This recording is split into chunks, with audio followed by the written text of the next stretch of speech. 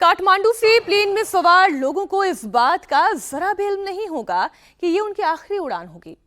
Pilot ने भी plane को कंट्रोल करने की पूरी कोशिश की, लेकिन शायद नियति को कुछ और ही मंजूर था। अभी अभी प्लेन हादसे की एक और तस्वीर सामने आई है। जहां यह हादसा हुआ वो एरिया कैसा था, वो टेरेन कैसा था, इस तस्वीर को देखकर आप समझ सकते हैं। क्योंकि प्लेन कई टुकड़ों में बच गया है। तस्वीरें इतनी भयानक है जिसे देखकर ही पता चल रहा है कि प्लेन में सवार लोगों का बचना तो नामुमकिन था। जिस तरीके की टक्कर हुई और जिस तरीके से प्लेन के दो हिस्से हो गए और फिर तो आग लगी, आग लगने के बाद धुआं उठने लगा, मलबा दूर दूर तक जाकर गिरा। ज़रा तस्वीर आप देखिए, ये तस्वीर खुद ब खुद बता रही है कि ये हादसा कितना भयानक था। इंजन से लेकर प्लेन का एक एक पार्ट बिखरा हुआ नजर आ रहा है, तो फिर किसी भी इंसान की जान की क्या ही स्थिति रही होगी। अब इस मलबे से हालांकि रेस्क्यू टीम जो है वो शवों को निकालने की कोशिश कर रही है, लेकिन वाकई में बहुत ही दर्दनाक हादसा है। कहते हैं ना कि इंसान उम्मीद कभी नहीं छोड़ता है। इन तस्वीरों को देखकर भी यही समझ में आता है। प्लेन को आग लग गई, वो पूरी तरीके से धुआं धुआं हो गया, लेकिन आग को बुझाने की कोशिश तो करनी ही थी। रेस्क्यू टीम मलबे में उतर गई। प्लेन में सवार एक एक शख्स की फिर तलाश की जाने लगी। मलबे को हटाकर खोजबीन की जाने लगी। जाहिर है अपने साथियों को बचाना था, मुश्किल था। किसी की भी जान बच पाना इतने भयानक हादसे में लगभग नामुमकिन ही मानिए, लेकिन हादसा इतना भयानक था कि तमाम कोशिशें कितनी भी की जाती वो नाकाफी ही थी, क्योंकि ऑन द स्पॉट हादसा होने के साथ साथ उन 18 लोगों की जान चली गई।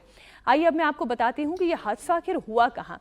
और ये हादसा नेपाल की राजधानी काठमांडू के त्रिभुवन इंटरनेशनल एयरपोर्ट पर हुआ।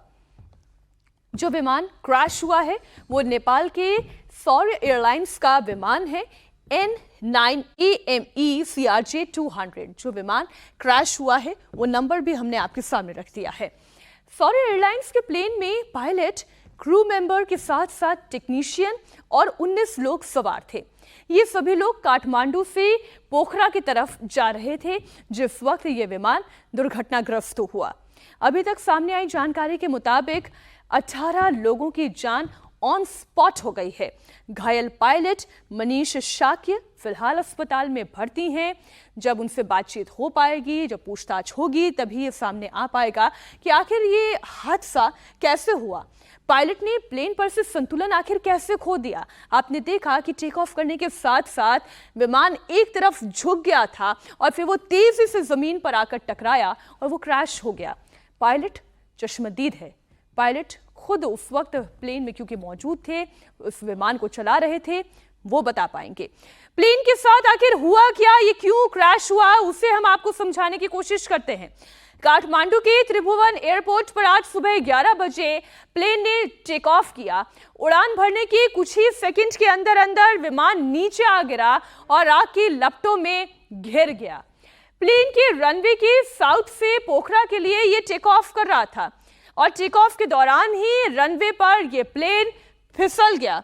रनवे के पूर्वी हिस्से पर यह प्लेन आकर तेजी से गिरा। हमने वीडियो आपको दिखाया।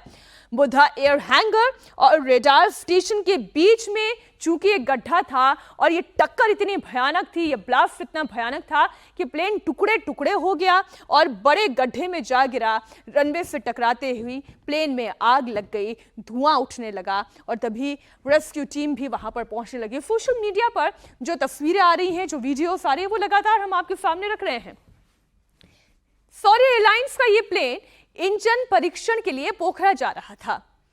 पोखरा एयरपोर्ट की तरफ से बताया गया है कि इसमें सवार लोग इंजीनियर थे, टेक्नीशियन थे, जो कि प्लेन को टेक्निकल इंस्पेक्शन के लिए लेकर जा रहे थे। प्लेन को पोखरा 1 महीने तक के लिए पोखरा इंटरनेशनल एयरपोर्ट के हैंगर में रखा जाना था।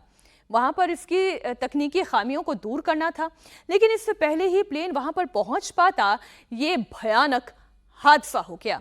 हैरानी की बात यह है कि इस प्लेन में सवार 19 में से जो एक शख्स बचे हैं वो प्लेन के पायलट हैं। इस प्लेन क्रैश में जिन 18 लोगों की मौत हुई है उनके नामों की लिस्ट भी सामने आ गई है। हादसे में मारे गए ज्यादातर लोग नेपाल के ही रहने वाले हैं। ये वो इंजीनियर हैं, वो टेक्नीशियन हैं जो इस प्लेन को लेकर जा रहे थे। नेपाल में बार बार आखिर ये प्लेन क्रैश क्यों हो रहा है, एक सवाल ज़रूर उठना चाहिए। इसलिए क्योंकि नेपाल में ये कोई एक हादसा नहीं है, लेकिन लगातार ऐसे हादसे हुए हैं।